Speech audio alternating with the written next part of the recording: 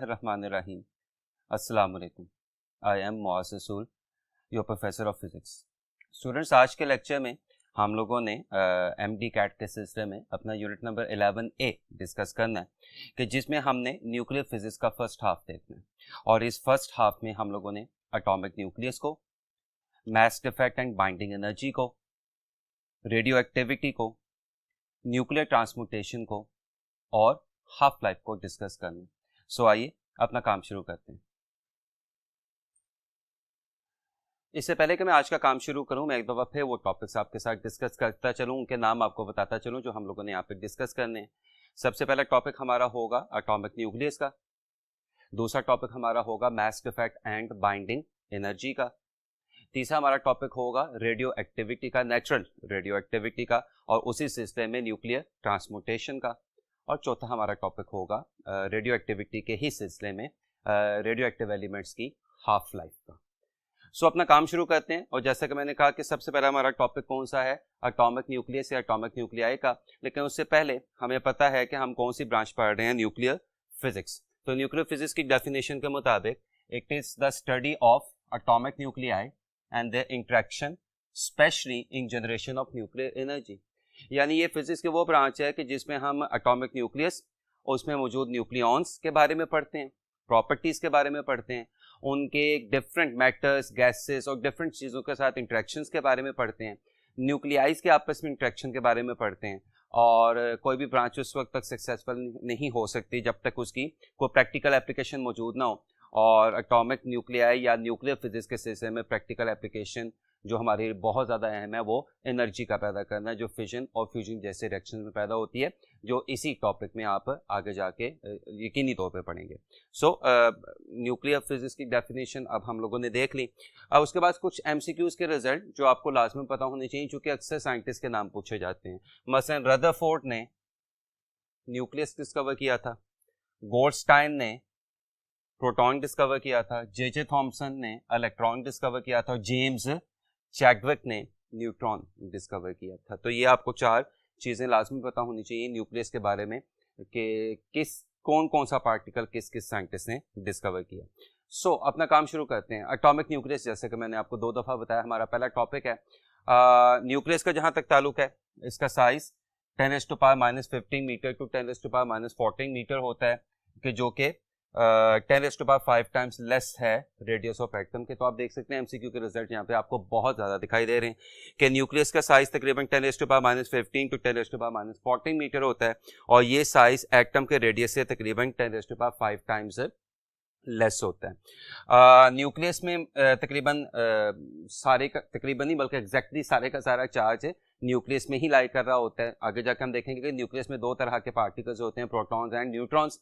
Neutrons neutral particles होते हैं और प्रोटॉन्स पे पॉजिटिव चार्ज होता है. चूंकि प्रोटॉन्स किस में रहते हैं, न्यूक्लियस पे, तो इसका मतलब एटम का पूरा पॉजिटिव चार्ज कहाँ पे लाई कर रहा होता है, न्यूक्लियस में लाई कर रहा होता है. सिर्फ यही नहीं बल्कि एटम की मास का 99.9% भी कहाँ पे लाई कर रहा होता है, न्यूक्लियस में ही लाई कर रहा होता है. तो अगेन एमसीक्यूज के रिजल्ट आपको दिखाई दे रहे हैं कि न्यूक्लियस ऑन द होल क्या होता है, पॉजिटिव, और एटम की मास का 99.9% किस में लाई कर रहा है, न्यूक्लियस में ही लाई कर रहा है. न्यूक्लियस में मौजूद रहने वाले पार्टिकल्स हैं प्रोटॉन एंड न्यूट्रॉन्स, और इनको कलेक्टिवली क्या कहा जाता है, न्यूक्लियॉन्स.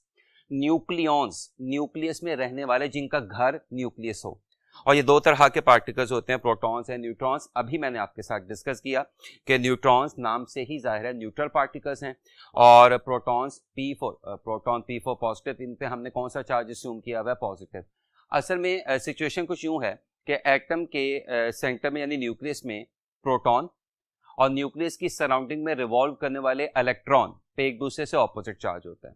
यानी प्रोटॉन और इलेक्ट्रॉन पे एक दूसरे से ऑपोजिट चार्ज होता है. हमने इलेक्ट्रॉन पे कौन सा चार्ज अस्यूम कर लिया हुआ है, नेगेटिव, और हमने प्रोटॉन पे कौन सा चार्ज अस्यूम कर लिया हुआ है, पॉजिटिव. इसका मतलब असल सिचुएशन ये है कि प्रोटॉन और इलेक्ट्रॉन पे एक दूसरे से ऑपोजिट चार्ज होता है. अगर हम रिवर्स असम्पशन भी ले लेते, या अभी भी अगर हम अपनी असम्पशन को रिवर्स कर लें कि इलेक्ट्रॉन पे पॉजिटिव चार्ज ले रहे हैं और प्रोटॉन पे नेगेटिव चार्ज ले रहे हैं, तो इससे एटम के स्ट्रक्चर पे कोई फर्क नहीं पड़ेगा. क्योंकि मैं को 2 दफ़ा पहले बता चुका हूँ, चलिए तीसरी दफ़ा फिर, कि असल में प्रोटॉन और इलेक्ट्रॉन पे एक दूसरे से ऑपोजिट चार्ज होता है. तो हमने असम्पशन क्या ली हुई है कि इलेक्ट्रॉन पे नेगेटिव चार्ज है और प्रोटॉन पे पॉजिटिव चार्ज है, यानी एक दूसरे से ऑपोजिट चार्ज है। प्रोटॉन की मास किलोग्राम में 1.673 इंटू 10⁻⁻27 किलोग्राम होती है, और यूनिट या एटॉमिक मास यूनिट में 1.007276 यू होती है। अगेन एमसीक्यूज के बहुत अहम रिजल्ट हैं। न्यूट्रॉन की मास किलोग्राम में 1.675 इंटू 10⁻⁻27 किलोग्राम होती है, और एटॉमिक मास यूनिट में 1.008665 यू होती है। चलें इलेक्ट्रॉन को भी बीच में शामिल कर लेते हैं, चूंकि इलेक्ट्रॉन न्यूक्लियस का तो हिस्सा नहीं है लेकिन एटम का हिस्सा है। तो इलेक्ट्रॉन की मास किलोग्राम में 9.1 इंटू 10⁻⁻31 किलोग्राम होती है, और एटॉमिक मास यूनिट में ये वैल्यू 0.00055 यू हो जाती है। यू या AMU यानी atomic mass unit carbon 6C12 की मास का 12वां हिस्सा है। आसान अल्फाज में आपके सामने रखूं तो कार्बन 6C12 की मास को अगर 12 से डिवाइड करें तो जो आंसर रहेगा वो क्या कहलाएगा, 1 AMU यानी एटॉमिक मास यूनिट कहलाएगा, कि जिसकी न्यूमेरिकल वैल्यू कितनी होती है 1.6606 इंटू 10⁻⁻27 किलोग्राम।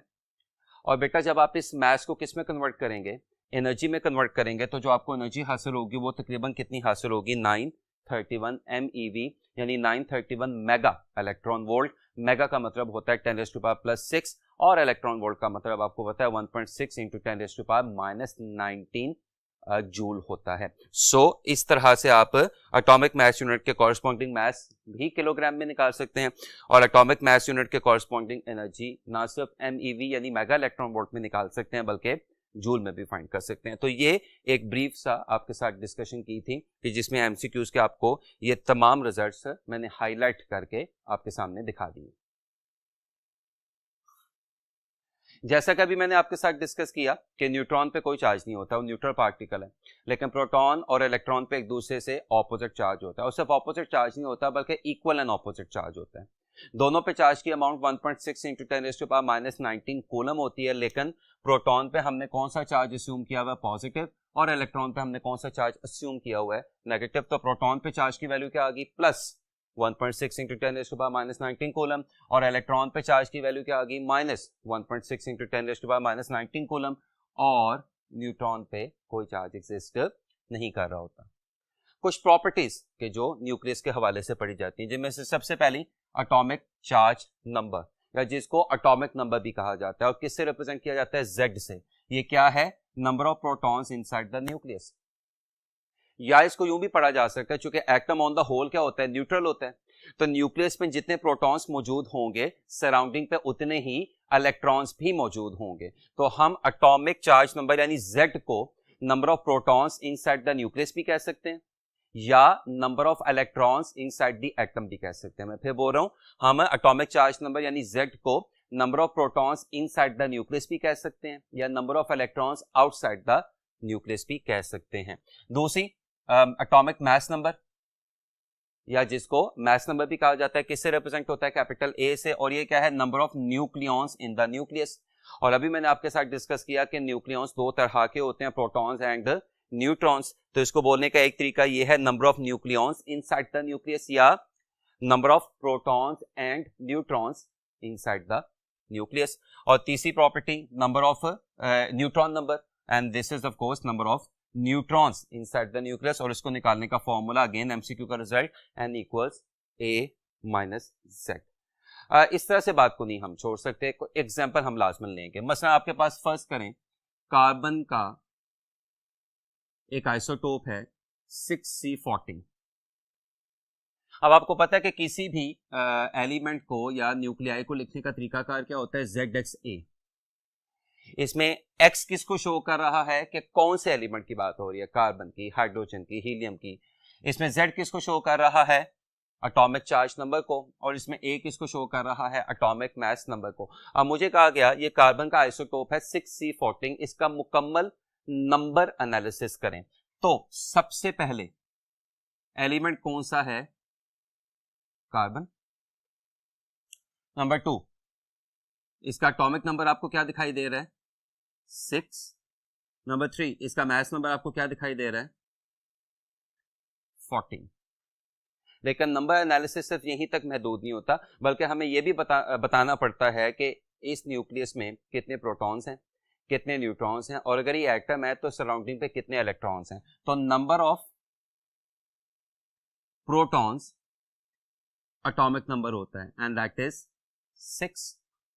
इसी तरह number of electron outside the nucleus या इनसाइड द एटम, ये भी एटॉमिक नंबर होता है यानी 6। और नंबर ऑफ न्यूट्रॉन्स जो कि n होता है, और n का मैंने तरीकाकार क्या बताया, a माइनस z। तो a कितना था 14 और z कितना था 6, तो 14 और 6 को माइनस करें तो न्यूट्रॉन्स कितने आ जाएंगे 8। इसका मतलब इस 6C14 कार्बन के आइसोटोप में न्यूक्लियस में प्रोटॉन्स कितने मौजूद होंगे 6 यानी 6, न्यूक्लियस के बाहर कितने इलेक्ट्रॉन होंगे 6 यानी 6, और न्यूक्लियस में न्यूट्रॉन कितने मौजूद होंगे 8। एलिमेंट की नेचर क्या है कार्बन, एटॉमिक नंबर क्या है 6, मास नंबर क्या है 14। इस तरह से आपने इस आइसोटोप का मुकम्मल नंबर एनालिसिस कर लिया। अभी मैंने इस नंबर एनालिसिस के दौरान 3 या 4 दफा एक वर्ड यूज किया है आइसोटोप्स, और अब हमारी डिस्कशन उसी की तरफ जा रही है। आइसोटोप्स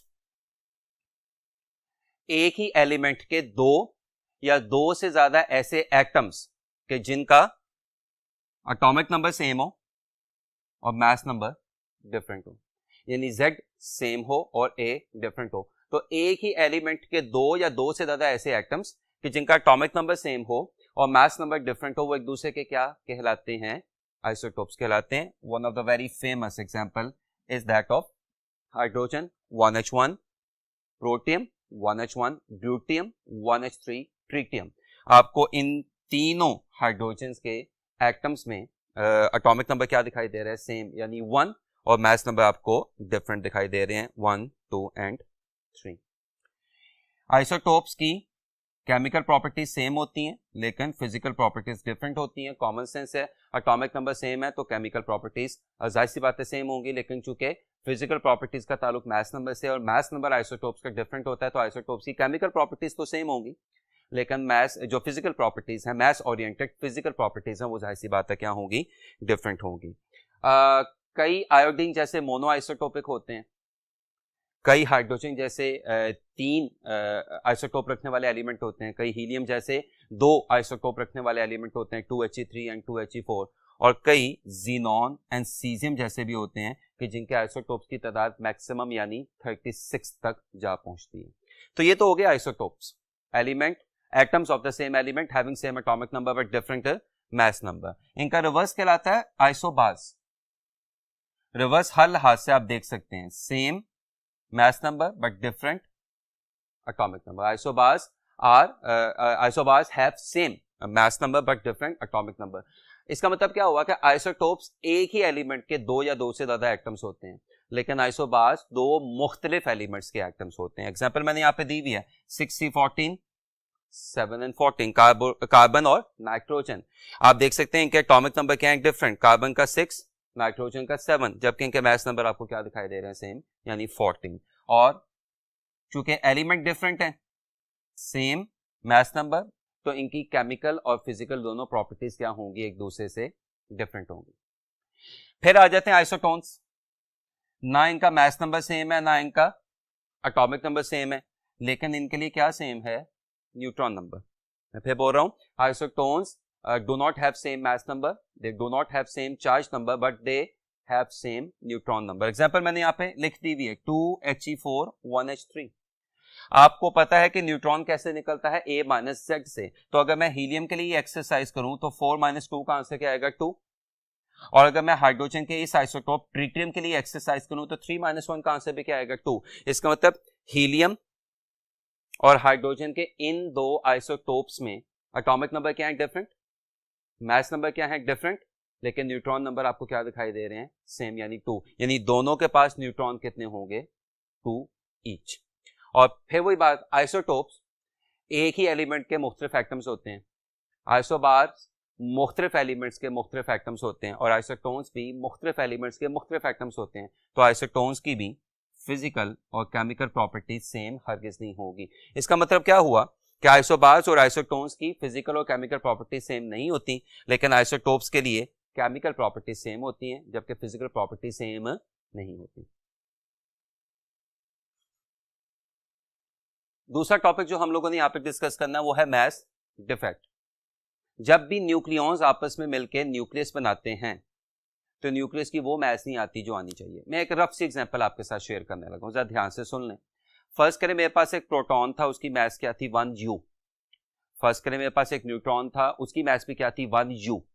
अब ये प्रोटॉन और न्यूट्रॉन मिलकर अगर न्यूक्लियस बनाएंगे तो न्यूक्लियस की मास क्या आनी चाहिए 2U। जाहिर सी बात है, 1 प्रोटॉन और 1 न्यूट्रॉन 1U और 1U आपस में मिलकर जब न्यूक्लियस बनाएंगे तो न्यूक्लियस की मास क्या आएगी 2U। लेकिन इट हैज बीन फाउंड कि न्यूक्लियस की मास 2U नहीं आती बल्कि 2U से कम आती है। For example 1.8U। चलिए इस एग्जांपल को फिर मैं एक्सप्लेन करता हूं। 1U का proton, atomic mass unit of course, 1U का प्रोटॉन और 1U का न्यूट्रॉन मिलके न्यूक्लियस बनाते हैं और न्यूक्लियस की मास क्या आई 1.8U। क्या आनी चाहिए थी 2U, आई क्या 1.8U। कितने का फर्क आ रहा है 0.2U का। This is known as mass defect. यानी न्यूक्लियस की मास बनने के बाद, न्यूक्लियस बनने के बाद अपने न्यूक्लियॉन से कम हो जाती है। ये डिफरेंस क्या कहलाता है मास डिफेक्ट कहलाता है। डेफिनेशन यहाँ पे लिखी भी हुई है, rest mass of the nucleus is always less than the sum of the masses of its nucleons. This difference is known as mass defect. ये एक पॉजिटिव नंबर होता है जिसको किससे रिप्रेजेंट किया जाता है डेल्टा एम से, और डेल्टा एम किसके बराबर होता है ZMP plus NMN minus MX।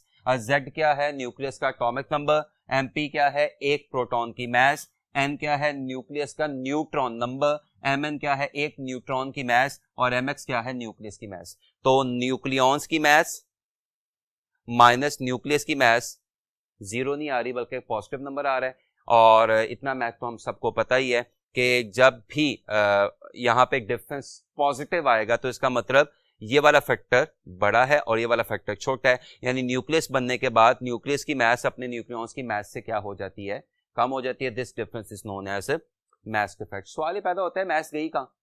तो ये मास एक्चुअली न्यूक्लियस बनते हुए इलेक्ट्रोमैग्नेटिक रेडिएशंस की शक्ल में एनर्जी वाइज रिलीज होती है and this energy is known as binding energy. यानी जब न्यूक्लियस बनता है तो न्यूक्लियस बनने के बाद मास में जो फर्क आता है जिसको मास डिफेक्ट कहते हैं, जिसको हम डेल्टा एम से रिप्रेजेंट करते हैं, ये फर्क एक्चुअली किस में कन्वर्ट हो जाता है एक एनर्जी में कन्वर्ट हो जाता है जो न्यूक्लियस बनते हुए इलेक्ट्रोमैग्नेटिक रेडिएशंस की शक्ल में रिलीज होती है and this particular energy is known as binding energy. Definition ये भी आपको यहाँ पे लिखी दिखाई दे रही है, when nucleus is formed a small amount of mass of nucleons is released in the form of electromagnetic radiations of energy E। अब बच्चा यहाँ पे कहता है मैस कैसे रिलीज हो सकती है, तो ये मैं पहले ही एक्सप्लेन आपको कर चुका हूँ कि मैस बेसिकली किस में कन्वर्ट हो रही है एनर्जी में कन्वर्ट हो रही है। तो मैस नहीं रिलीज हो रही बल्कि डेल्टा एम यानी मैस के कॉरस्पॉन्डिंग एनर्जी रिलीज हो रही है कि जिसको क्या सिंबल दिया गया है ई का and this E is known as binding energy. और इसको निकालने का फॉर्मूला आइंस्टाइन की equation E equals delta M C square. इसमें E क्या है बाइंडिंग एनर्जी, डेल्टा एम क्या है मास इफेक्ट और C क्या है speed of light in air that is 3 × 10⁸ metre per second. और अगर आपने यही बाइंडिंग एनर्जी किस में निकालनी हो इन टर्म्स ऑफ MeV यानी मेगा इलेक्ट्रॉन वोल्ट में निकालनी हो, मैं पहले भी बता चुका हूँ मेगा का मतलब 10⁻6 और इलेक्ट्रॉन वोल्ट का मतलब 1.6 × 10⁻19 जूल। तो फिर आपको सिंपली मास इफेक्ट को किससे मल्टीप्लाई करना पड़ेगा 931 से। यानी ये फॉर्मूला आपको बाइंडिंग एनर्जी किस में देगा जूल में, और ये वाला फॉर्मूला आपको बाइंडिंग एनर्जी किस में देगा मेगा इलेक्ट्रॉन वोल्ट में। अब सवाल पैदा होता है कि हम इतना मामूली सा डिफरेंस यानी मास इफेक्ट और उसके कॉरेस्पॉन्डिंग होने वाली बाइंडिंग एनर्जी इसको पढ़ने में इतना इंटरेस्ट शो क्यों कर रहे हैं। उसकी वजह बड़ी सिंपल है कि binding energy per nucleon is directly proportional to stability. यानी किसी भी न्यूक्लियस की स्टेबिलिटी उसकी बाइंडिंग एनर्जी गवर्न करती है। बाइंडिंग एनर्जी पर न्यूक्लियॉन जितनी ज्यादा होती जाएगी इसका मतलब न्यूक्लियस को तोड़ने के लिए आपको उतनी ज्यादा एनर्जी चाहिए होगी, इसका मतलब न्यूक्लियस को तोड़ना उतना ही मुश्किल होता जाएगा। इसका मतलब न्यूक्लियस की स्टेबिलिटी उतनी ही ज्यादा होती जाएगी। यानी बाइंडिंग एनर्जी पर न्यूक्लियॉन ही बताती है कि न्यूक्लियस कितना स्टेबल है और कितना स्टेबल नहीं है। Binding energy per nucleon mass number के डायरेक्टली प्रोपोर्शनल होती है, लेकिन कब तक आयरन तक। आयरन की binding energy per nucleon maximum होती है और क्या वैल्यू है 8.8 MeV। लेकिन जब आप आयरन को क्रॉस कर जाते हैं तो फिर binding energy per nucleon mass number के क्या हो जाती है इनवर्सली प्रोपोर्शनल हो जाती है। यानी बाइंडिंग एनर्जी पर न्यूक्लियन या स्टेबिलिटी आयरन तक बढ़ती है। Binding energy per nucleon iron पे अपनी किस वैल्यू पे पहुंच जाती है? Max, that is 8.8 MeV, MCQ का रिजल्ट। लेकिन जब आप आयरन को क्रॉस करते हैं तो फिर बाइंडिंग एनर्जी पर न्यूक्लियन मजीद एटॉमिक नंबर में इजाफे से कम होना शुरू हो जाती है, जैसे कि आपको यहाँ पे ये लिखा भी दिखाई दे रहा है। इसी लास्ट बात को एक्सप्लेन करने के लिए मैंने ये ग्राफ भी यहाँ पे बनाया हुआ है, ज्यादा डिटेल्ड और अच्छा ग्राफ आप लोगों की टेक्स्ट बुक्स में बना हुआ है कि आप देख सकते हैं कि कुछ एक्सेप्शंस आपको दिखाई दे रही हैं। उन एक्सेप्शंस को जब बाद में हम देखते हैं तो आपको पैटर्न यही दिखाई दे रहा है कि आयरन तक बाइंडिंग एनर्जी पर न्यूक्लियन बढ़ रही है, आयरन पे पहुंच के binding energy per nucleon 8.8 MeV यानी मैक्सिमम होगी, लेकिन आयरन के बाद बाइंडिंग एनर्जी पर न्यूक्लियन आपको क्या होती दिखाई दे रही है? डिक्रीज होती दिखाई दे रही है। ये जो आपको पीक्स दिखाई दे रही हैं, ये हीलियम, ये कार्बन, ये ऑक्सीजन, इसका मतलब ये स्मूथ कर्व नहीं है। और यही एक्सेप्शंस हैं जिनका भी मैंने आपके साथ एक थोड़ा सा जिक्र किया था कि दीज एटम्स और these elements are relatively more stable than the elements in their vicinity. यानी ये जो एलिमेंट्स हैं जिन पे आपको ये कर्व पीक दिखा रहा है, इन एलिमेंट्स में जो स्टेबिलिटी है वो अपनी सराउंडिंग यानी इर्द गिर्द के एलिमेंट से ज्यादा होगी, इसलिए ये एक्सेप्शंस आपको दिखाई दे रही हैं। कुछ वैल्यूज एमसीक्यूज के पॉइंट ऑफ व्यू से मैंने यहाँ पे लिख दी हैं, और जाहिर सी बात है सब यही 3 वैल्यूज नहीं हो सकती, और भी वैल्यूज हो सकती हैं, लेकिन एग्जाम्पल के तौर पर मैंने यहाँ पे वैल्यूज लिख दी हैं। क्योंकि बाज़ दफा बाइंडिंग एनर्जी पर न्यूक्लियन भी एमसीक्यू में पूछा जाता है कि यूरेनियम के लिए बाइंडिंग एनर्जी पर न्यूक्लियन आपको क्या दिखाई दे रही है? 7.6 MeV। हाइड्रोजन 1H1 के लिए आपको बाइंडिंग एनर्जी पर न्यूक्लियन क्या दिखाई दे रही है? 0, क्योंकि इसमें एक ही प्रोटॉन होता है, उसके लिए कोई मास इफेक्ट एग्जिस्ट नहीं करता। तो अब एमसीक्यू का बड़ा अहम रिजल्ट बन गया कि 1H1 के लिए मास इफेक्ट और बाइंडिंग एनर्जी पर न्यूक्लियन क्या होते हैं? 0 होते हैं। और binding energy per nucleon 1H2 के लिए आपको क्या दिखाई दे रही है? 2.23 MeV दिखाई दे रही है। इसमें एक और एमसीक्यू का रिजल्ट आप प्लीज ध्यान से सुन लीजिएगा कि बाइंडिंग एनर्जी पर न्यूक्लियन भी डिफाइन होती है और मास डिफेक्ट पर न्यूक्लियन भी डिफाइन होता है। यानी delta E over A binding energy per nucleon भी डिफाइन होती है, और डेल्टा M ओवर A यानी मास डिफेक्ट पर न्यूक्लियन भी डिफाइन होता है। And mass defect per nucleon is known as packing fraction. अब ये देखिए एमसीक्यू का कितना अहम रिजल्ट बन गया कि पैकिंग फ्रैक्शन का मतलब क्या होता है? मास डिफेक्ट पर न्यूक्लियन यानी delta M over A। Next जो बात हम लोगों ने करनी है वो है रेडियो एक्टिविटी या नेचुरल रेडियो एक्टिविटी। ये डिस्कवर की थी हेनरी बक्वेरेल ने 1896 में एक्सीडेंटली, व्हेन ही फाउंड कि वो तमाम एलिमेंट्स के जिनका एटॉमिक नंबर 82 से ज्यादा होता है वो स्टेबल नहीं होते बल्कि अनस्टेबल होते हैं, और अपनी अनस्टेबिलिटी का इजहार अपने में से नेचुरल रेडियो एक्टिव रेडिएशंस निकाल के करते हैं, और ये फिनोमिनन क्या कहलाता है? नेचुरल रेडियो एक्टिविटी कहलाता है। जो न्यूक्लियाई ये फिनोमिना अंडरगो कर रहा होगा वो क्या कहलाएगा? रेडियो एक्टिव न्यूक्लियाई, और निकलने वाली रेडिएशंस को नेचुरल रेडियो एक्टिव रेडिएशंस का नाम दिया जाता है। लेकिन इनडायरेक्टली रेडियो एक्टिविटी का हिंट हमें पहले से मिल रहा है। कैसे? अभी मैंने आपके साथ डिस्कस किया कि बाइंडिंग एनर्जी पर न्यूक्लियन का कर्व आपको क्या बता रहा है कि binding energy per nucleon iron तक इंक्रीज करती है, यानी न्यूक्लियाइज की स्टेबिलिटी आयरन तक इंक्रीज करती है। आयरन पे पहुंच के बाइंडिंग एनर्जी पर न्यूक्लियन अपनी किस वैल्यू पे पहुंच जाती है? मैक्सिमम वैल्यू पे पहुंच जाती है। लेकिन आयरन को क्रॉस करने के बाद बाइंडिंग एनर्जी पर न्यूक्लियन कम होती जा रही है, यानी न्यूक्लियाई की स्टेबिलिटी कम होती जा रही है, यानी न्यूक्लियाई की अनस्टेबिलिटी ज्यादा होती जा रही है। और होते होते ये सिचुएशन जो ही आप 82 एटॉमिक नंबर को क्रॉस करते हैं तो ये अनस्टेबिलिटी इतनी ज्यादा हो जाती है और binding energy per nucleon comparatively इतनी कम हो जाती है कि न्यूक्लियस स्टेबल नहीं रहता बल्कि अनस्टेबल हो जाता है और अपने में से नेचुरल रेडियो एक्टिव रेडिएशंस निकालना शुरू कर देता है। इसका मतलब natural radio active nuclei unstable होते हैं। अनस्टेबल होते हैं तो अपने में से जाहिर सी बात है क्या निकालते हैं? नेचुरल रेडियो एक्टिव रेडिएशंस निकालते हैं। कुछ radioactive nuclei Marie Curie और पेरी क्यूरी ने डिस्कवर किए थे। For example polonium and radium, ये मैरी क्यूरी और पेरी क्यूरी ने डिस्कवर किए थे। रेडियम अगर आप थोड़ा सा गौर से देखें तो रेडिएशंस की वजह से है, और पोलोनियम चूंकि मैरी क्यूरी और पेरी क्यूरी दोनों का ताल्लुक पोलैंड से था तो इन दोनों साइंटिस्ट ने अपनी कंट्री यानी अपने मुल्क के नाम के पीछे इस एलिमेंट को पोलैंड के नाम के पीछे पोलोनियम का नाम दे दिया था।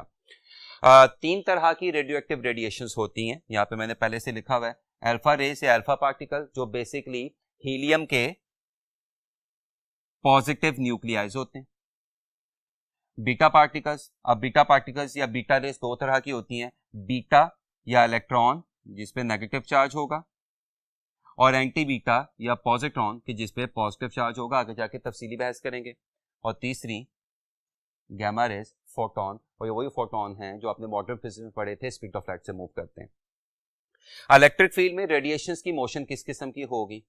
इलेक्ट्रिक फील्ड में रेडिएशंस की मोशन तीन तरह की हो सकती है, क्योंकि आप देख सकते हैं कि अल्फा पे पॉजिटिव चार्ज है, अगर मैं सब यहाँ पे बीटा को कंसिडर करूं तो उस पर नेगेटिव चार्ज है, एंटी बीटा को बाद में देखेंगे, और अगर मैं गैमा को डिस्कस करूं तो इस पर कोई चार्ज नहीं है। तो जब आप किसी सोर्स से निकलने वाली नेचुरल रेडियोएक्टिव रेडिएशंस को किस में से पास करते हैं? इलेक्ट्रिक फील्ड में से पास करते हैं, तो गैमा चूंकि न्यूट्रल है, कोई चार्ज नहीं है, तो गैमा फील्ड में से बिल्कुल क्या कर जाता है, इलेक्ट्रिक फील्ड में से बिल्कुल क्या कर जाता है, सीधा पास कर जाता है।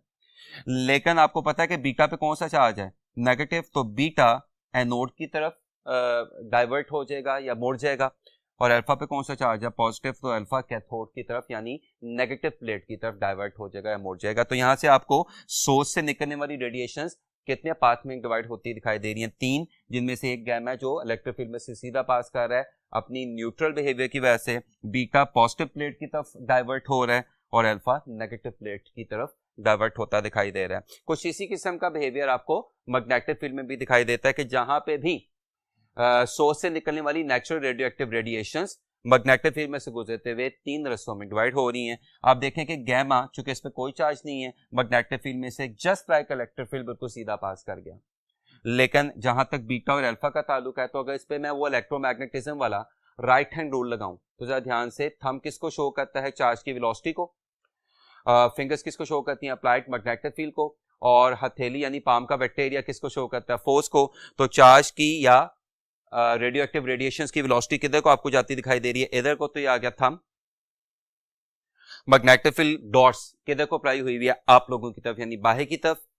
तो आप देख सकते हैं कि मेरा जो हथेली या पाम का वेक्टर एरिया वो किधर को रुख करता दिखाई दे रहा है, नीचे की तरफ। तो पॉजिटिव चार्जेस यानी अल्फा नीचे की तरफ डाइवर्ट होते या डिफ्लेक्ट होते दिखाई दे रहे हैं, और नेगेटिव चार्ज या बीटा जो कि राइट हैंड रूल से ऑपोजिट आंसर शो करता है वो आपको ऊपर की तरफ डिफ्लेक्ट होता दिखाई दे रहा है। तो आप दोनों फील्ड्स में देख सकते हैं, इलेक्ट्रिक फील्ड और मैग्नेटिक फील्ड दोनों में से पास करते हुए रेडिएशंस तीन पार्ट्स में क्या होती दिखाई दे रही है, डिवाइड होती दिखाई दे रही है। गैमा दोनों सिचुएशंस में अनडेविएटेड मूव कर रहा है, जबकि बीटा और अल्फा को इलेक्ट्रिक और मैग्नेटिक फील्ड किस तरह से डिस्टर्ब करती है मैं काफी तफसीली तरीके से आपके साथ डिस्कस कर चुका हूं।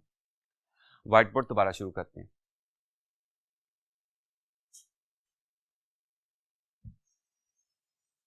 नेक्स्ट जो चीज हम लोगों ने डिस्कस करनी है वो है न्यूक्लियर ट्रांसपोर्टेशन। जब भी कोई नेचुरल रेडियोएक्टिव न्यूक्लियाई अपने में से अल्फा बीटा गैमा की कोई रेडिएशन निकालता है, तो रेडिएशन निकालने की वजह से बाज़ दफ़ा न्यूक्लियाई के एटॉमिक नंबर और मास नंबर में चेंज हो जाती है, जिसकी वजह से न्यूक्लियाई एक दूसरे न्यूक्लियाई में कन्वर्ट हो जाता है। इस प्रोसेस को न्यूक्लियर ट्रांसपोर्टेशन भी कहते हैं और डिकेइंग प्रोसेस भी कहते हैं, चूँकि टेक्निकली स्पीकिंग कि जो यहाँ पे रिएक्टेंट न्यूक्लियाई है कि जिसको पेरेंट न्यूक्लियाई का भी नाम दिया जाता है, वो प्रोडक्ट न्यूक्लियाई यानी डॉटर न्यूक्लियाई में कन्वर्ट होकर खुद खत्म हो जाता है, जबकि डॉटर न्यूक्लियाई को पैदा कर देता है। That is why this nuclear transportation can also be considered as nuclear decay. Definition यहाँ पे लिखी हुई है, nuclear transportation is the phenomenon in which a nucleus which is by the way parent nuclei changes into another nucleus which is by the way daughter nuclei due to emission of radiations. Now तीन तरह की चूंकि radioactive radiations होती हैं, alpha beta gamma, तो हमें तीनों तरह के डिकेस को देखना पड़ेगा। सबसे पहला डिके जो हम लोगों ने यहाँ पे डिस्कस करना है वो है अल्फा पार्टिकल्स का डिके या अल्फा रेस का डिके या alpha decay. It has been found कि जब भी कोई parent nuclei, remember this is parent nuclei, अपने में से क्या निकालता है, अल्फा पार्टिकल या अल्फा एमिशन करता है, तो बनने वाले daughter nuclei, remember this is daughter nuclei, के एटॉमिक नंबर में पेरेंट न्यूक्लियाई के लिहाज से 2 की कमी आ जाती है और मास नंबर में 4 की कमी आ जाती है। यानी जब भी कोई न्यूक्लियाई अपने में से अल्फा निकालता है तो एटॉमिक नंबर में 2 की कमी आती है और मास नंबर में 4 की कमी आती है। ये क्या शो कर रहा है कि alpha particle is got to be positive nuclei of helium. आप थोड़ा सा गौर से देखें, यहाँ पे मैंने ये ट्रांसपोर्टेशन आपके साथ डिस्कस भी कर दी। अब इसमें बहुत अहम बात जो एमसीक्यू के लिए पूछी जा सकती है, remember this is parent nuclei and this is daughter nuclei. Parent and daughter nuclei are isodiaphers. अब सवाल पैदा होता है आइसोडाइपर्स क्या है, तो वो भी यहाँ पे लिखा हुआ है, ये वो दो न्यूक्लियाई हैं कि जिनके पास सेम न्यूट्रॉन एक्सेस है, यानी दोनों में न्यूट्रॉन्स की तादाद प्रोटॉन से एक जितनी ज्यादा है। फॉर एग्जांपल यूरेनियम अपने में से अल्फा निकाल के थोरियम में चेंज हो रहा है। रिपीट, यूरेनियम अपने में से अल्फा निकाल के थोरियम में चेंज हो रहा है। तो अब मैं क्या करने लगा हूं, मैं यूरेनियम के लिए n-z निकालता हूं। और आप सबको पता है कि n क्या होता है, a-z। तो technically speaking n-z is a-2z। अब जरा ध्यान से देखें तो यूरेनियम के लिए a कितना था, 238 इंटू 2, और यूरेनियम के लिए z कितना था, 92, and answer comes out to be 54। यानी यूरेनियम के पास कितने न्यूट्रॉन जायद हैं, कितना न्यूट्रॉन एक्सेस है, 54। यही एक्सरसाइज अगर मैं थोरियम के लिए करूं, प्रिसाइज यही एक्सरसाइज अगर मैं थोरियम के लिए करूं, तो थोरियम के लिए a-2z, थोरियम के लिए a क्या था 234 - 2, और थोरियम के लिए z क्या था 90, and again answer comes out to be 54। इसका मतलब अल्फा डिके के बाद पेरेंट न्यूक्लियाई डॉटर न्यूक्लियाई में कन्वर्ट होता है, और पेरेंट न्यूक्लियाई और डॉटर न्यूक्लियाई आपस में क्या कहलाते हैं, आइसोडाइपर्स कहलाते हैं। नेक्स्ट जो डिके हम लोगों ने देखना है वो है beta decay. It has been found कि जब भी कोई न्यूक्लियाई अपने में से बीटा पार्टिकल निकालता है तो बनने वाले डॉटर न्यूक्लियाई के मास नंबर में तो कोई चेंज नहीं आती है, एटॉमिक नंबर में एक का इजाफा हो जाता है। इसका क्या मतलब हुआ कि अगर डॉटर न्यूक्लियाई के एटॉमिक नंबर में एक का इजाफा हो रहा है और मास नंबर चेंज नहीं हो रहा, तो बीटा एक ऐसा पार्टिकल है जिसका मास इग्नोरेबल है, और इस पे कौन सा चार्ज है, -1, यानी -1.6 × 10⁻⁻19 कूलम, ये इलेक्ट्रॉन है।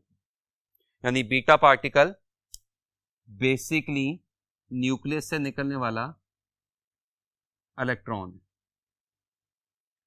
अब सवाल पैदा होता है कि न्यूक्लियस में इलेक्ट्रॉन कहां से आ गया। हमने तो सारी जिंदगी यही पढ़ा है कि इलेक्ट्रॉन न्यूक्लियस के गिर्द रिवॉल्व करता है, तो न्यूक्लियस में इलेक्ट्रॉन कहां से आ गया। तो याद रखिएगा ये ऑर्बिटल इलेक्ट्रॉन नहीं है, ये वो इलेक्ट्रॉन है जो अभी अभी न्यूक्लियस में पैदा हुआ और पैदा होते ही न्यूक्लियस से बाहर निकल रहा है। जब कोई न्यूक्लियस अपने में से बीटा डिके करता है, या जब कोई न्यूक्लियस अपने में से बीटा एमिशन को एमिट करता है, तो उस न्यूक्लियस का न्यूट्रॉन सेपरेट हो जाता है, और न्यूट्रॉन सेपरेट होकर किस में चेंज हो जाता है, प्रोटॉन में, इलेक्ट्रॉन में, और एक एंटी न्यूट्रिनो में। प्रोटॉन की मास ज्यादा होती है, स्पीड कम होती है, ये न्यूक्लियस में ही स्टे कर जाता है, जबकि beta particle electron basically nucleus से बाहर निकल आता है। तो हम इसे न्यूक्लियस से निकलने वाला इलेक्ट्रॉन या बीटा पार्टिकल कहते हैं। और ये किसके साथ बाहर निकलता है, ऑफ कोर्स एंटी न्यूट्रिनो के साथ बाहर निकलता है, कि जिसका चार्ज और मास नंबर आपको 0 दिखाई दे रहा है। क्वेश्चन आपको परफेक्ट बैलेंस दिखाई दे रही है। बीटा डिके के दौरान न्यूट्रॉन टू प्रोटॉन रेशो में क्या हो जाता है, कमी हो जाती है। चूंकि कॉमन सेंस है कि न्यूट्रॉन की तादाद कम हो रही है और प्रोटॉन की तादाद ज्यादा हो रही है, तो न्यूट्रॉन टू प्रोटॉन रेशो क्या हो जाती है, कम हो जाती है। बीटा डिके के दौरान पेरेंट और डॉटर न्यूक्लियाई एक दूसरे के क्या होते हैं, आइसोबार्स दिखाई दे रहे हैं। ये पेरेंट न्यूक्लियाई है, ये डॉटर न्यूक्लियाई है, इनके एटॉमिक नंबर डिफरेंट है लेकिन इनके मास नंबर क्या है, सेम है, तो एक दूसरे का क्या कराएंगे, आइसोबार्स कराएंगे। लिहाजा अल्फा डिके के बाद पेरेंट और डॉटर न्यूक्लियाई आइसोडाइपर्स बन जाते हैं, जबकि बीटा डिके के बाद पेरेंट और डॉटर न्यूक्लियाई आपस में क्या बन जाते हैं, आइसोबार्स बन जाते हैं। लेकिन हर बारी बीटा डिके नहीं होता, हर बारी बीटा डिके के दौरान न्यूक्लियस में से इलेक्ट्रॉन नहीं निकलता, बल्कि बाज दफा न्यूक्लियाई एंटी बीटा डिके भी गवर्न करते हैं। अब अगर बीटा पार्टिकल क्या था, न्यूक्लियस से निकलने वाला इलेक्ट्रॉन, तो एंटी बीटा पार्टिकल क्या होगा, न्यूक्लियस से निकलने वाला एंटी इलेक्ट्रॉन, और anti electron is also known as positron, which is an anti particle of electron having same mass, same amount of charge, but different type of charge on it. आसान अल्फाज में बात करूं तो इलेक्ट्रॉन और positron पे मास क्या होती है, सेम होती है। इलेक्ट्रॉन और पॉजिट्रॉन की मास क्या होती है, सेम होती है। इलेक्ट्रॉन और पॉजिट्रॉन पे चार्ज की अमाउंट भी क्या होती है, सेम होती है, 1.6 × 10⁻⁻19 कूलम। लेकिन इलेक्ट्रॉन पे चार्ज की टाइप नेगेटिव होती है और पॉजिट्रॉन पे यानी एंटी इलेक्ट्रॉन पे चार्ज की टाइप पॉजिटिव होती है। इट हैज बीन फाउंड कि जब भी कोई न्यूक्लियाई अपने में से एंटी बीटा पार्टिकल निकालता है यानी पॉजिट्रॉन निकालता है, तो बनने वाले डॉटर न्यूक्लियाई के मास नंबर में तो चेंज नहीं आती, एटॉमिक नंबर में एक की क्या हो जाती है, कमी हो जाती है। इसका मतलब ये बेसिकली एंटी बीटा पार्टिकल है, पॉजिट्रॉन। पेरेंट और डॉटर न्यूक्लियाई, पेरेंट और डॉटर न्यूक्लियाई, यहां पे भी आपको क्या दिखाई दे रहे हैं, आइसोबार्स, क्योंकि एटॉमिक नंबर डिफरेंट है लेकिन मास नंबर्स क्या हैं, सेम है। जब कोई न्यूक्लियाई अपने में से पॉजिट्रॉन यानी एंटी बीटा पार्टिकल निकालता है तो बेसिकली उस न्यूक्लियाई का प्रोटॉन सेपरेट होता है। रिमेंबर बीटा पार्टिकल निकालने के दौरान क्या सेपरेट होता था, न्यूट्रॉन। एंटी बीटा पार्टिकल के निकलने के दौरान क्या सेपरेट होता है, प्रोटॉन। प्रोटॉन सेपरेट होकर किस में चेंज हो जाता है, न्यूट्रॉन में, एक पॉजिट्रॉन यानी एंटी बीटा पार्टिकल में, और एक न्यूट्रिनो में। न्यूट्रॉन की मास ज्यादा है, स्पीड कम है, ये न्यूक्लियस में रह जाता है, जबकि एंटी बीटा पार्टिकल यानी पॉजिट्रॉन न्यूट्रिनो के साथ न्यूक्लियस से बाहर निकल आता है। इसका मतलब अब न्यूट्रॉन टू प्रोटॉन रेशो बढ़ेगी, क्योंकि न्यूट्रॉन की तादाद में इजाफा हो रहा है और प्रोटॉन की तादाद में क्या हो रही है, कमी हो रही है, तो अब n/z रेशो विल इंक्रीज। तो ये हो गया बीटा का मुकम्मल एनालिसिस, कि जिसमें हमने बीटा डिके भी पढ़ा और एंटी बीटा डिके भी पढ़ा। Next gamma decay. It has been found कि जब भी कोई न्यूक्लियाई अपने में से गैमा निकालता है तो न्यूक्लियाई पे कोई फर्क नहीं पड़ता, ना एटॉमिक नंबर पे कोई फर्क पड़ता है, ना मास नंबर पे कोई फर्क पड़ता है। इसका मतलब ये जो गैमा है ये एक चार्जलेस मैसलेस पार्टिकल है कि जो कि किससे मूव करता है, स्पीड ऑफ लाइट से, एंड ये फोटोन, कि जिसकी रेस्ट मास जीरो होती है। याद देखिएगा किसी भी फोटोन की रेस्ट मास हमेशा जीरो होती है, चाहे गैमा का हो चाहे अल्ट्रावायलेट का हो, कोई भी फोटोन हो। पेरेंट और डॉटर न्यूक्लियाई आइसोमर्स, और गैमा डिके बेसिकली न्यूक्लियस की क्या होती है, डी एक्साइटेशन होती है। इनफैक्ट गैमा फोटोन वो वाहिद इलेक्ट्रोमैग्नेटिक फोटोन है जो इलेक्ट्रॉन नहीं निकालता, बल्कि कौन निकालता है, न्यूक्लियस निकालता है आफ्टर इट्स डी एक्साइटेशन। तो ये मुकम्मल न्यूक्लियर ट्रांसपोर्टेशन मैंने आपके साथ डिस्कस किया, अल्फा की भी, बीटा की भी और गैमा की भी। आज का लास्ट आर्टिकल जो हम लोगों ने करना है, उसके बाद हमने कुछ एमसीक्यूज और कुछ पास पेपर्स के एमसीक्यूज देखने हैं। दैट इज हाफ लाइफ, वो टाइम जिस टाइम के दौरान किसी भी सैंपल में मौजूद रेडियो एक्टिव एलिमेंट्स की तादाद पहले के मुकाबले में हाफ रह जाए, वो टाइम उस सैंपल में उस रेडियो एक्टिव एलिमेंट का क्या कहलाता है, हाफ लाइफ कहलाता है। The time in which half of atoms of a radioactive element decay. याद रखिएगा radio activity random spontaneous phenomena है, अनकंट्रोलेबल फिनोमेना है। क्या मतलब, आप रेडियो एक्टिव एलिमेंट के बारे में कुछ बातें कभी भी गैस नहीं कर सकते, कब रेडिएशन निकालेगा, कौन सी रेडिएशन निकालेगा। इसलिए याद रखिएगा कि हम रेडियो एक्टिविटी के लिए हाफ लाइफ तो डिफाइन करवा सकते हैं, वो टाइम जिस टाइम के दौरान इस सैंपल में रेडियो एक्टिव एलिमेंट की तादाद पहले के मुकाबले में क्या रह जाए, हाफ रह जाए, हम उसके लिए कभी भी फुल लाइफ डिफाइन नहीं करवा सकते। In fact fact of the matter is complete life of any radio active element is always infinity. Half life सिर्फ किस बात पर डिपेंड करती है कि एलिमेंट की नेचर क्या है। इसका मतलब अगर आप एक्सटर्नल कोई भी पैरामीटर, टेम्परेचर, प्रेशर, कोई भी पैरामीटर चेंज करेंगे तो उससे हाफ लाइफ पे कोई फर्क नहीं पड़ेगा। हाफ लाइफ सिर्फ किस बात पर डिपेंड करती है कि एलिमेंट की नेचर क्या है, वो कौन सा एलिमेंट है। अभी मैंने आपके साथ डिस्कस किया कि radio activity basically spontaneous, stochastic यानी रैंडम और अनकंट्रोलेबल फिनोमेना है। यही वजह है कि हम रेडियो एक्टिव एलिमेंट या रेडियो एक्टिव न्यूक्लियाई के लिए हाफ लाइफ डिफाइन करवाते हैं। फुल लाइफ हमेशा उसकी क्या अस्यूम होती है, इन्फिनिटी अस्यूम होती है। अब एक एलिमेंट है फॉर एग्जांपल रेडियम, उसकी हाफ लाइफ है तकरीबन 1620 ईयर्स, 1600 ईयर्स। सवाल ये पैदा होता है कि रेडियो एक्टिविटी तो डिस्कवर हुई 1896 में, हमें कैसे पता चला कि रेडियम की हाफ लाइफ 1600 ईयर्स है। हमें ये कैसे मालूम हुआ कि रेडियम की अमाउंट 1600 साल बाद किसी सैंपल में हाफ रह जाएगी। इसका मतलब यहाँ पे जाहिर सी बात है कुछ मैथमेटिकल फॉर्मूलाज हैं जो हमें किसी भी एलिमेंट की बड़ी से बड़ी और छोटी से छोटी हाफ लाइफ कैलकुलेट करने में हमारी मदद करते हैं। उसके लिए सबसे पहले फर्ज करें आपके पास एक सैंपल था, उस सैंपल में रेडियो एक्टिव एलिमेंट्स की तादाद कितनी थी, n। n किसको शो कर रहा है, initial number of radio active elements in the sample. आपने उस सैंपल को डेल्टा टी टाइम ऑब्जर्व किया और डेल्टा टी टाइम ऑब्जर्वेशन के बाद और रेडियो एक्टिविटी के फिनोमेना के बाद उस सैंपल में रेडियो एक्टिव एलिमेंट्स की तादाद चेंज होगी, और कितनी चेंज होगी, डेल्टा n। प्लीज कंफ्यूज ना होइएगा, n क्या है, सैंपल में मौजूद इनिशियल रेडियो एक्टिव एलिमेंट्स की तादाद, डेल्टा टी क्या है, टाइम ऑफ ऑब्जर्वेशन, जितनी देर तक आपने सैंपल को क्या किया है, ऑब्जर्व किया है, और डेल्टा एन क्या है, इस टाइम के बाद सैंपल में एलिमेंट्स की चेंज तादाद। यानी डेल्टा एन बेसिकली क्या होगा, फाइनल माइनस इनिशियल, यानी डेल्टा एन बेसिकली क्या होगा, final number minus initial number. तो डेल्टा एन बेसिकली किसको शो कर रहा है कि डेल्टा टी टाइम के बाद एलिमेंट्स की तादाद में कितनी तब्दीली आई है, कितनी चेंज आई है। डेल्टा एन इनिशियल नंबर के डायरेक्टली प्रोपोर्शनल है और डेल्टा एन टाइम के भी डायरेक्टली प्रोपोर्शनल। अब ये कॉमन सेंस है, जितना ज्यादा टाइम गुजरेगा चेंज भी उतनी ही ज्यादा होगी, जितना कम टाइम गुजरेगा चेंज भी उतनी कम होगी। तो डेल्टा एन टाइम के टाइम ऑफ ऑब्जर्वेशन के डायरेक्टली प्रोपोर्शनल है, जबकि डेल्टा एन इनिशियल नंबर के भी डायरेक्टली प्रोपोर्शनल है। ये कैसे, मैं आपके सामने एक सिंपल सी एग्जांपल रखने लगा हूं, जरा ध्यान से देखिएगा। अगर मेरे पास 1000 एलिमेंट्स हों तो इनका हाफ क्या होगा, 500, ज़हन में रखिएगा। अगर मेरे पास 500 एलिमेंट्स हों तो इनका हाफ क्या होगा, 250। अगर मेरे पास 100 एलिमेंट्स हों तो इनका हाफ क्या होगा, 50। अब आप देख सकते हैं कि पहली एग्जांपल, दूसरी एग्जांपल और तीसरी एग्जांपल, तीनों एग्जांपल्स में मैंने हाफ की चेंज निकाली है।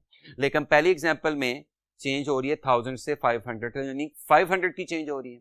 दूसरी एग्जांपल में अगर आपको याद हो तो चेंज हो रही है 500 से 250 तक, यानी 250 की चेंज हो रही है। तीसरी एग्जांपल में अगर आपको याद हो तो चेंज हो रही है 100 से 50 तक, यानी 50 की चेंज हो रही है। तो आपको क्या नजर आ रहा है, जैसे जैसे इनिशियल नंबर क्या होता जाएगा, ज्यादा होता जाएगा, चेंज भी क्या होती जाएगी, ज्यादा होती जाएगी। इसका मतलब सैंपल में रेडियो एक्टिव एलिमेंट्स की तादाद में कितनी चेंज आएगी, ये दो बातों में डिपेंड करता है, इनिशियल रेडियो एक्टिव एलिमेंट्स की तादाद कितनी है और आपने उसको कितनी देर ऑब्जर्व किया है। ये दोनों रिजल्ट इकट्ठे होकर ये दे देंगे आपको। माइनस साइन इसलिए कि सैंपल में मौजूद रेडियो एक्टिव एलिमेंट्स की तादाद कम हो रही है। प्रोपोर्शनैलिटी साइन इक्वालिटी साइन से रिप्लेस होता है, साथ में कांस्टेंट आता है लैम्डा, और लैम्डा आ जाएगा ये minus delta N over N delta T. This lambda is known as decay constant, का जिसका यूनिट क्या होता है, पर सेकंड। और ये क्या होता है, डेल्टा एन ओवर एन, यानी fractional change in number per unit time. मैं फिर बोल रहा हूं, डेल्टा एन क्या है, चेंज इन नंबर, n क्या है, ओरिजिनल नंबर। तो डेल्टा n ओवर n क्या हो जाएगा, change in number over original number, यानी फ्रैक्शनल चेंज इन नंबर। तो मैं इसको फिर बोलूं, decay constant is fractional change in number per unit time. और जब आपके पास डिके कांस्टेंट आ जाए तो आप इस फॉर्मूला की मदद से t half equals 0.693 over lambda, यानी natural log of 2 over lambda की मदद से किसी भी नेचुरल रेडियो एक्टिव एलिमेंट की बड़ी से बड़ी, छोटी से छोटी हाफ लाइफ पर आसानी से क्या कर सकते हैं, कैलकुलेट कर सकते हैं। तो आपको डिके कांस्टेंट से हाफ लाइफ के बारे में पता चल जाता है। डिकेइंग प्रोसेस यानी rate of decay exponential law को गवर्न करता है। कॉमन सेंस है, इनिशियल रेडियो एक्टिव एलिमेंट्स की तादाद कितनी थी, 1000। फर्स्ट हाफ लाइफ के बाद कितने रह गए, 500, तो 500 की चेंज आ गई। सेकंड हाफ लाइफ के बाद कितने रह गए, 250, तो 250 की चेंज आ गई। थर्ड हाफ लाइफ के बाद कितने रह गए, 125, तो 125 की चेंज आ गई, एंड सो ऑन। तो आप देख सकते हैं कि रेट ऑफ डिके टाइम के लिहाज से एक्सपोनेंशियली क्या कर रहा है, डिक्रीज कर रहा है। इसका फॉर्मूला भी यहां पे लिखा हुआ है, n equals n naught e raise to power minus lambda T. Lambda क्या है, डिके कांस्टेंट, n नॉट क्या है, इनिशियल रेडियोएक्टिव एलिमेंट्स की तादाद, t क्या है, टाइम ऑफ ऑब्जर्वेशन, जितनी देर में आपने सैंपल को ऑब्जर्व किया, और n क्या है, इस टाइम के बाद रह जाने वाले एलिमेंट्स की तादाद। यानी n नॉट क्या है, initial number of radioactive elements in the sample, और n क्या है, final number of radioactive elements in the sample after time t। और लैम्डा मैं पहले ही बता चुका हूं ये क्या है, डिके कांस्टेंट है। तो ये फॉर्मूला क्या शो कर रहा है कि rate of decay basically exponential process है, और रेट ऑफ डिके टाइम के साथ एक्सपोनेंशियली डिक्रीज होना शुरू हो जाता है। किसी भी सैंपल में मौजूद रेडियोएक्टिव एलिमेंट की एक्टिविटी का फॉर्मूला होता है A equals lambda n not. मैं पहले ही बता चुका हूं, लैम्डा क्या है, डिके कांस्टेंट, और n नॉट क्या है, सैंपल में मौजूद इनिशियल रेडियोएक्टिव एलिमेंट्स की तादाद। एक्टिविटी का यूनिट क्या होता है, बैकवेरल। बैकवेरल किसके बराबर होता है, 1 डिसइंटीग्रेशन पर सेकंड। एक्टिविटी का बड़ा यूनिट क्या होता है, क्यूरी, और क्यूरी किसके बराबर होता है, 3.7 × 10⁻10 बैकवेरल्स। किसी भी सैंपल में रेडियोएक्टिव एलिमेंट्स कितने रह गए हैं, किसी भी सैंपल में रेडियोएक्टिव एलिमेंट्स अनडिकेड अगर आपने निकालने हो, यानी इतने टाइम के बाद सैंपल में अभी भी इतने एलिमेंट्स रेडियोएक्टिव हैं और डिके नहीं हुए, अनडिकेड हैं, तो उसका फॉर्मूला क्या होगा, n equals n naught over 2 raise to power n। n naught क्या है? इनिशियल रेडियोएक्टिव एलिमेंट्स की तादाद। फिर वही बात, n क्या है? फाइनल रेडियोएक्टिव एलिमेंट्स की तादाद। और स्मॉल n क्या है? Number of half life gone. यानी स्मॉल n किसको शो करता है? कितनी हाफ लाइफ चलेगी है। मसलन अगर स्मॉल n की जगह क्या आएगा? 1, तो इसका मतलब एक हाफ लाइफ चलेगी है। स्मॉल n की जगह आएगा 2, तो इसका मतलब 2 हाफ लाइफ चलेगी है, सो ऑन। तो ये सैंपल में अनडिकेड एटम्स निकालने का तरीका। तो ये सैंपल में डिकेड एटम्स निकालने का तरीका, यानी आपने डिकेड एटम्स निकालने हैं तो आपको क्या करना पड़ेगा? इनिशियल नंबर में से अनडिकेड को माइनस करना पड़ेगा।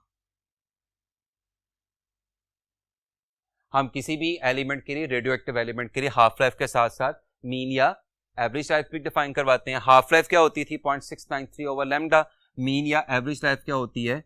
1 ओवर लैम्डा। तो इसका मतलब अगर मैं लैम्डा के लिए इन दोनों इक्वेशंस को आपस में सॉल्व कर लूं तो ये एक अगेन एमसीक्यू का बड़ा अहम रिजल्ट आ गया कि half life is 0.693 into T mean. Remember T mean क्या है? मीन या एवरेज लाइफ, और टी हाफ क्या है? Half life of the same radioactive element. एक और जो ट्रिक कह लें, शॉर्टकट कह लें, जो आपको एमसीक्यू सॉल्व करने में आसानी देगा कि अगर आपको कोई भी टाइम गिवन हो और आपने उससे क्या निकालनी हो? हाफ लाइफ निकालनी हो, तो उसका फॉर्मूला ही है T equals N T half.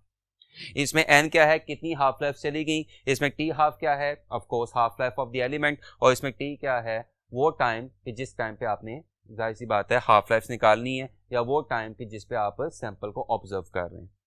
और ये फॉर्मूला तो जाहिर सी बात है, इस फॉर्मूला की मदद से आप स्मॉल एन यानी नंबर ऑफ हाफ लाइफ कितनी चलेगी वो बड़ी आसानी से निकाल सकते हैं। और टेक्निकली स्पीकिंग अगर आप थोड़ा सा गौर से देखें तो ये फॉर्मूला यहीं से आ रहा है।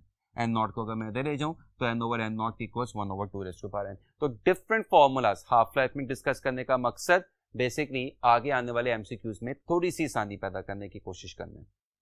कुछ एग्जांपल्स मैंने यहाँ पे हाफ लाइफ की लिखी हुई, आपको कुछ अहम एलिमेंट्स की हाफ लाइफ भी जुबानी याद होनी चाहिए, क्योंकि ये भी अक्सर एमसीक्यू में पूछी जा सकती हैं। मसलन यूरेनियम 238 की हाफ लाइफ आपको कितनी दिखाई दे रही है? 4.5 into 10 raise to power 9 years. Radium की आपको हाफ लाइफ कितनी दिखाई दे रही है? मैंने पहले भी एग्जांपल के तौर पर डिस्कस किया था, तकरीबन 1600 ईयर्स या 1620 ईयर्स। रेडॉन की हाफ लाइफ आपको डेज में दिखाई दे रही है 3.8 डेज। और प्रोटाक्टेनियम की हाफ लाइफ आपको 6.66 आवर्स दिखाई दे रही है। तो हाफ लाइफ ईयर्स में भी हो सकती है, डेज में भी हो सकती हैं, और आवर्स या मिनट्स में भी हो सकती हैं। कुछ एमसीक्यूज ताकि आज जो हमने सारा काम किया उससे हमें पता चले कि किस किस्म के एमसीक्यूज पूछे जा सकते हैं। जिससे में पहला MCQ, the neutron to proton ratio of 8O16 is. अब अगर मैं इसका नंबर एनालिसिस करूं तो 8O16 में नंबर ऑफ प्रोटॉन्स कितने हैं? Atomic number that is 8, remember 8 Z है और 16 A है। तो नंबर ऑफ प्रोटॉन्स कितने हैं इसमें? 8। जबकि नंबर ऑफ न्यूट्रॉन्स निकालने का तरीकाकार क्या होता है? A minus Z। Now what is A? 16। What is Z? 8। तो A minus Z is also 8। इसका मतलब 8O16 यानी ऑक्सीजन के इस आइसोटोप में प्रोटॉन्स कितने हैं? 8। न्यूट्रॉन्स भी कितने हैं? 8। तो इन दोनों की रेशियो क्या हो जाएगी? 8/8 यानी बीटा 1:1। आगे चलते हैं। The mass difference per nucleon dash as atomic number increases till iron, for iron mass difference per nucleon is dash and after iron it dash as atomic number further increases. तो lecture के शुरू में मैंने binding energy का curve आपके साथ discuss किया था। तो इसमें हमने क्या देखा था कि मास डिफेक्ट या बाइंडिंग एनर्जी पर न्यूक्लियन पहले बढ़ती है, आयरन पे कहां पे पहुंच जाती है? मैक्सिमम पे। लेकिन फिर further increase in atomic number या मास नंबर के साथ मास डिफेक्ट पर न्यूक्लियन या बाइंडिंग एनर्जी मजीद बढ़ती नहीं है बल्कि कम होना शुरू हो जाती है। तो आपकी इस पहली ब्रैकेट में क्या आएगा? इंक्रीजेस। आपकी इस दूसरी ब्रैकेट में क्या आएगा? मैक्सिमम। और आपकी इस तीसरी ब्रैकेट में क्या आएगा? डिक्रीजेस। यानी आपके इस एमसीक्यू का आंसर क्या होगा? Increases becomes maximum and decreases. यानी आपके इस एमसीक्यू का आंसर क्या होगा? Beta. Increases becomes maximum and then decreases. Next, what is the charge number of an alpha particle emitted during radioactivity? तो आपको पता है कि alpha is basically positive helium nuclei और इसमें आपको चार्ज नंबर क्या दिखाई दे रहा है? एटॉमिक नंबर क्या दिखाई दे रहा है? +2। आपके इस एमसीक्यू का आंसर होगा +2। प्लीज नेक्स्ट एमसीक्यू देखिएगा। Half life of radium is about 1600 years. फिर बोल देता हूं half life of radium is about 1600 years. If 100 gram radium is existing now, 25 gram will remain undecayed after। अच्छा, आपके पास इनिशियल रेडियोएक्टिव रेडियम की तादाद कितनी थी? 100 ग्राम। तो फर्स्ट हाफ लाइफ के बाद कितना रह जाएगा? 50। और सेकेंड हाफ लाइफ के बाद कितना रह जाएगा? 25। और रिमेंबर हमने कहां से कहां तक आना था? 100 से 25 तक आना था। तो 100 से 25 तक आते हुए कितनी हाफ लाइफ चली गई? 2। तो अगर एक हाफ लाइफ कितने की है? 1600 ईयर्स की है, तो 2 हाफ लाइफ जाते जाते 1600 का डबल यानी 3200 ईयर्स का टाइम गुजर जाएगा। व्हाइट बोर्ड दोबारा शुरू करते हैं।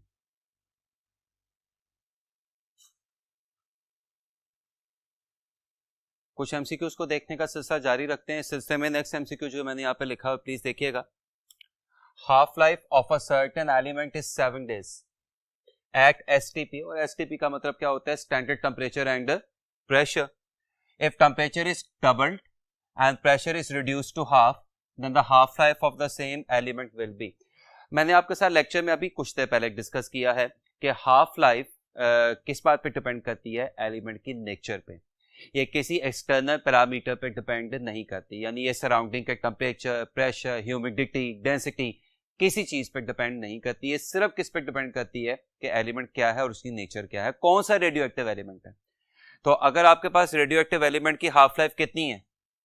7 days है, तो सराउंडिंग का टेम्परेचर, प्रेशर, इवन उसका अपना टेम्परेचर, प्रेशर, हालत चेंज करने से याद रखिएगा उसकी हाफ लाइफ पे कोई फर्क नहीं पड़ेगा। बेटा आपके इस एमसीक्यू का आंसर क्या होगा? 4D यानी 7 days।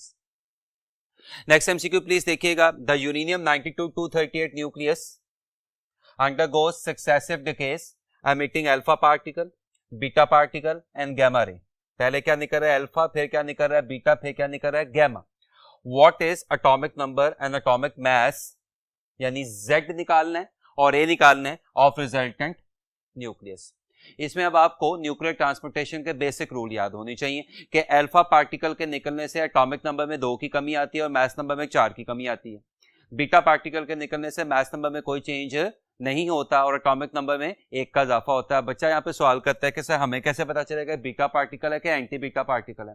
तो याद रखिएगा, अव्वल तो इस बीटा के ऊपर कोई बाल नहीं लगा हुआ, तो ये एंटी बीटा पार्टिकल नहीं है, बीटा पार्टिकल ही है, यानी इलेक्ट्रॉन है, पॉजिट्रॉन नहीं है।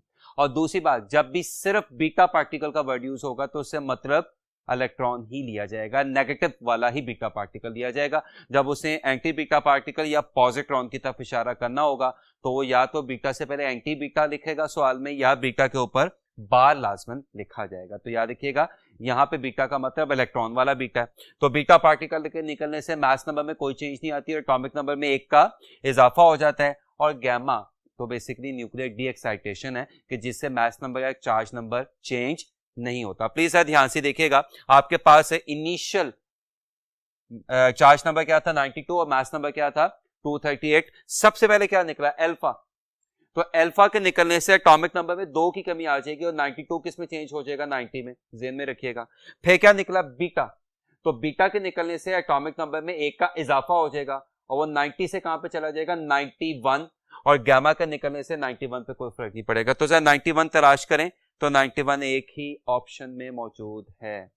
मैथ्स नंबर को चेक करके अपना टाइम ज़ाया करने की जरूरत नहीं है। आपके इस एमसीक्यू का आंसर क्या होगा? डेल्टा।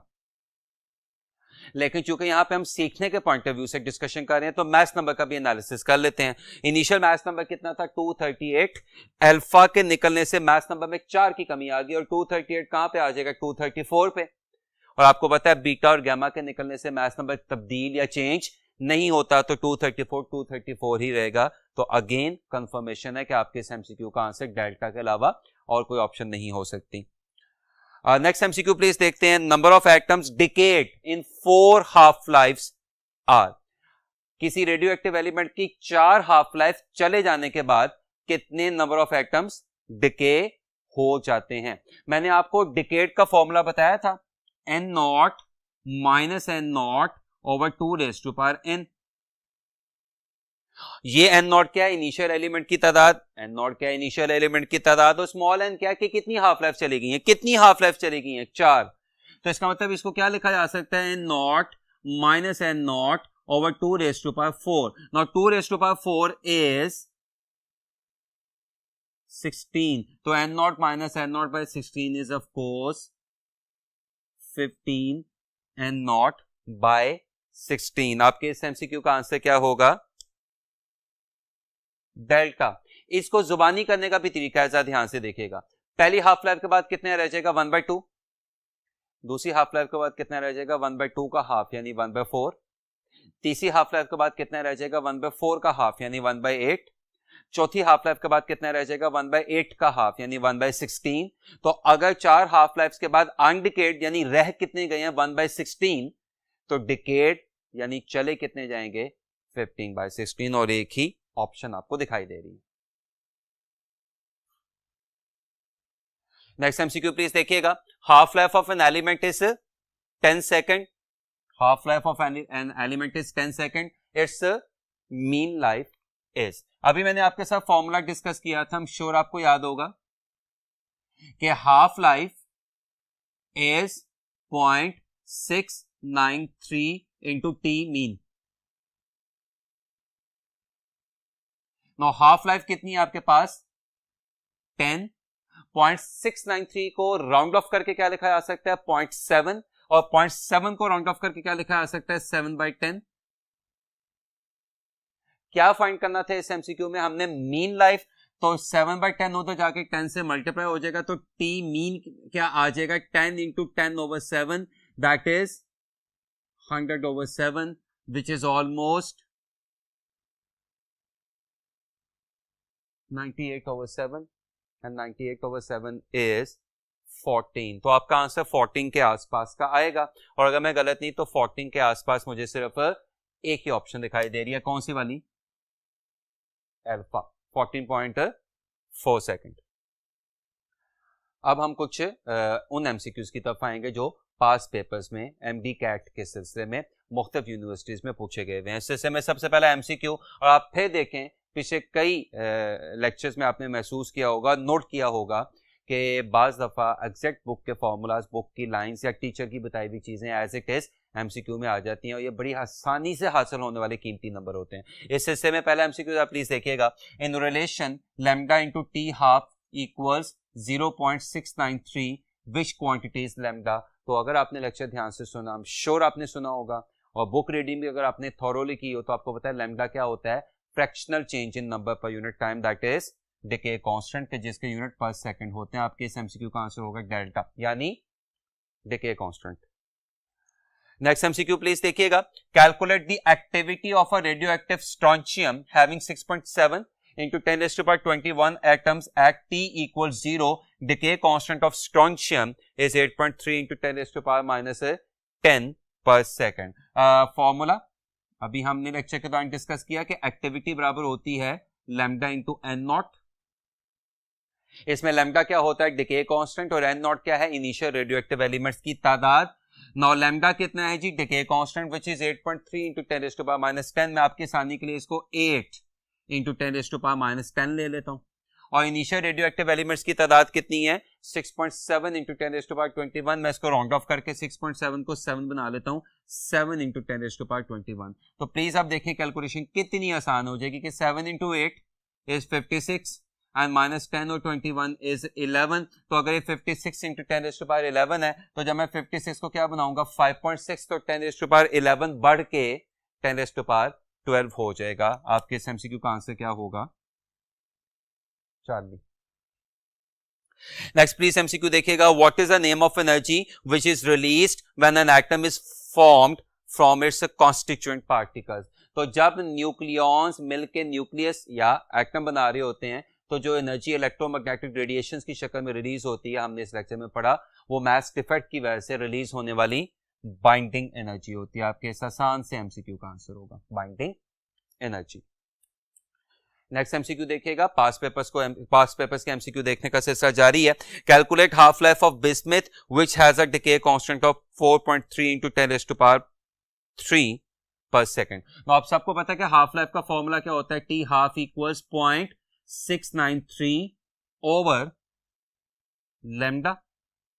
नो 0.693 को जस्ट लाइक प्रीवियस एमसीक्यू क्या लिखा जा सकता है, राउंड ऑफ करके 0.7, और 0.7 क्या होगा 7/10, और लैम्डा कितना था हमारे पास 4.3 into 10⁻³ that is 43/10 into 10⁻³। Again ये 10 और 10 आपस में कैंसिल हो जाएगा, बट मैं कोशिश क्या कर रहा हूं कि राउंडिंग ऑफ के नॉन जीरो नंबर से आपको आंसर बताने की कोशिश करूं। 7/43 को 7/42 भी लिखा जा सकता है almost. Now 7/42 comes out to be 1/6 and 1/6 is 0.166. I repeat, 1/6 is 0.166. तो आपके आंसर का पहला नॉन जीरो नंबर क्या होगा 1, और दूसरा नॉन जीरो नंबर क्या होगा 6। तो आपका आंसर क्या आ सकता है 0.166 into 10⁻³ something, 1.6 into 10⁻³ something, 16 into 10⁻³ something. मैं 10⁻³ को अभी सॉल्व नहीं कर रहा, मेरा सारा फोकस किसकी तरफ है, नॉन जीरो नंबर्स की तरफ। और पहले दो नॉन जीरो नंबर कौन है 1 एंड 6, और अगर मैं गलत नहीं तो मुझे ऐसी एक ही ऑप्शन दिखाई दे रही है जिसमें पहले दो नॉन जीरो नंबर 1 एंड 6 दिखाई दे रहे हैं। आपके इस पर्टिकुलर एमसीक्यू का आंसर होगा beta 1.6 into 10⁻⁴ second. Next please MCQ देखिएगा, complete the radioactive equation Z into Y plus gamma. तो आप सबको पता है कि गैमा का चार्ज नंबर क्या होता है 0, गैमा पे मास नंबर क्या होता है 0, यानी गैमा निकलने से रेडियो एक्टिव न्यूक्लियाई के या डॉटर न्यूक्लियाई के किसी किस्म के मास या चार्ज नंबर में कोई चेंज नहीं आता है। इनफैक्ट डॉटर न्यूक्लियाई बनेगा नहीं, पेरेंट न्यूक्लियाई अपनी शक्ल मेंटेन रखेगा। लिहाजा अगर ये गैमा क्या है चार्जलेस एंड मासलेस, तो इसका मतलब डॉटर न्यूक्लियाई सिर्फ आपको समझाने के लिए, और पेरेंट न्यूक्लियाई इनके एटॉमिक और मास नंबर बिल्कुल क्या होंगे, सेम होंगे। तो अगर Y का एटॉमिक नंबर क्या था B और मास नंबर क्या था A, तो Z का भी एटॉमिक नंबर क्या होगा B और मास नंबर क्या होगा A। आपके आसान से एमसीक्यू का आंसर है डेल्टा। नेक्स्ट प्लीज एमसीक्यू देखिएगा, the quantity of uranium is 400 grams after third half life, how much uranium will be left. Initial amount कितनी थी 400 grams, so first half life के बाद कितनी रह जाएगी 200 grams.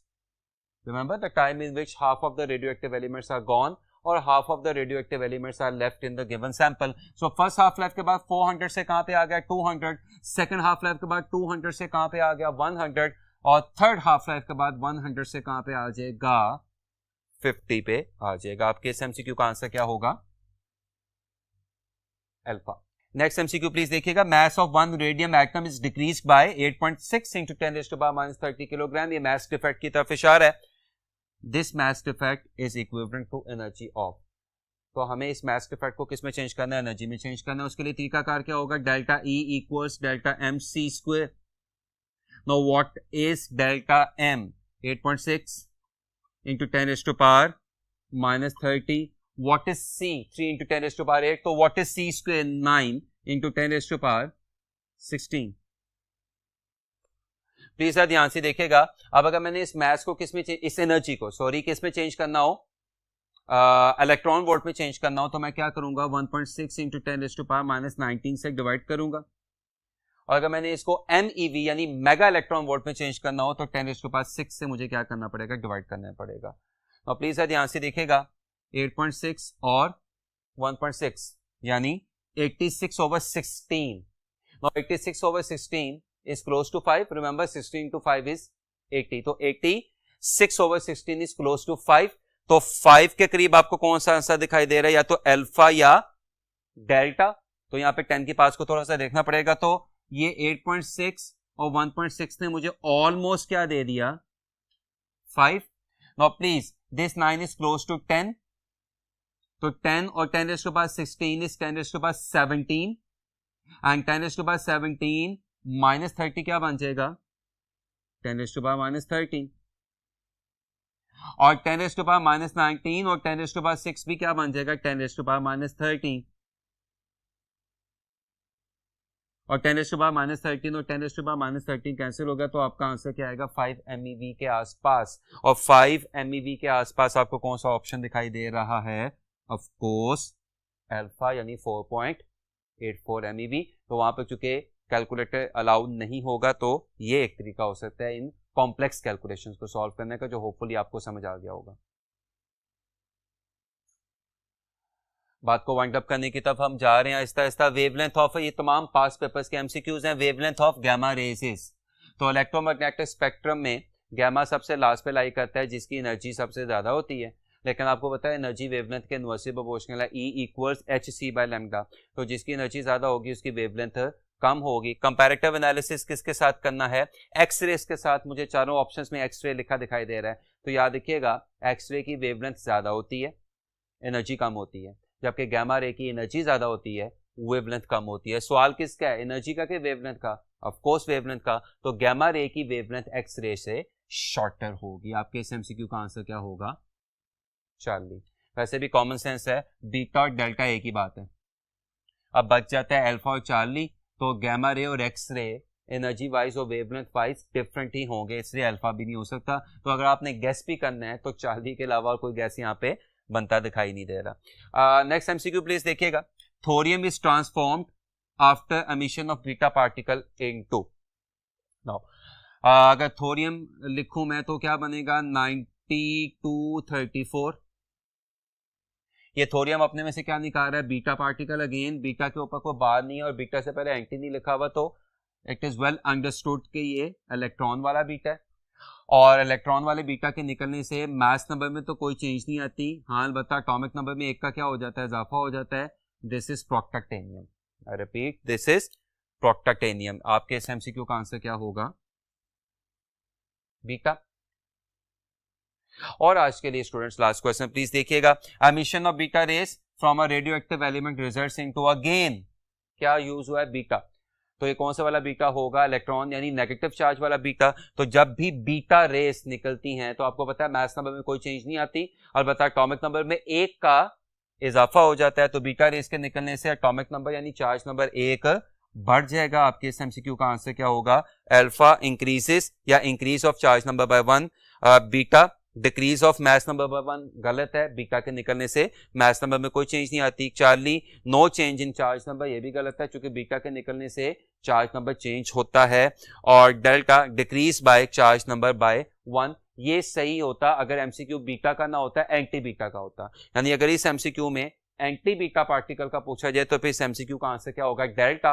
लेकिन चूंकि इसने एमसीक्यू में किसका पूछा हुआ है? बीटा का पूछा हुआ है, तो इस एमसीक्यू का आंसर क्या होगा? अल्फा।